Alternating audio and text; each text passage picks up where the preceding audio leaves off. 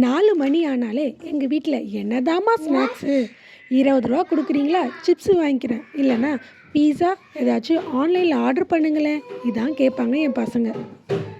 நான் அதெல்லாம் ஒன்றும் வேணாம், நான் செஞ்சு தரதை சாப்பிடுங்கன்னு சொன்னேன். இன்றைக்கி என்னென்னு பார்த்தீங்கன்னா கேழ்வரகு புட்டு, இல்லை லட்டு. அதுக்கு ஒரு பாத்திரத்தில் தேவையான அளவு மாவு எடுத்துக்கோங்க, உப்பு போட்டுக்கோங்க, லைட்டாக தண்ணி தெளித்து விட்டுக்கணும். தண்ணி தெளித்ததுக்கப்புறம் மாவு பிடிச்ச பார்த்தா பிடிக்க வரணுங்க, உதுத்து விட்டால் உதிரணும், அவ்வளோதாங்க. மாவை எடுத்து இட்லி பானையிலையோ இல்லை ஸ்டீமர்லேயோ நல்லா பரப்பி விட்டு அடுப்பில் வச்சு வேக வைக்கணும்.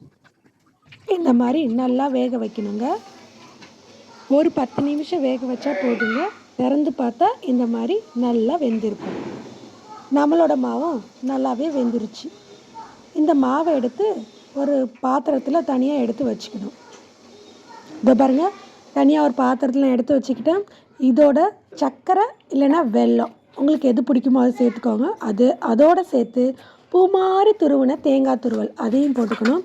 கொஞ்சமாக ஏலக்காய் தூள், என்கிட்ட ஏலக்காய் தூள் இருந்ததுனால நான் ஏலக்காய் தூள் போட்டுக்கிட்டேன். நீங்கள் வேணும்னா ஏலக்காவை தட்டி கூட போட்டு நல்லா கலந்து விட்டுக்கோங்க. நல்லா கலந்து விட்டுக்கணுங்க. நல்லா கலந்து விட்டால் நம்மளோட டிஷ்ஷு ரெடி.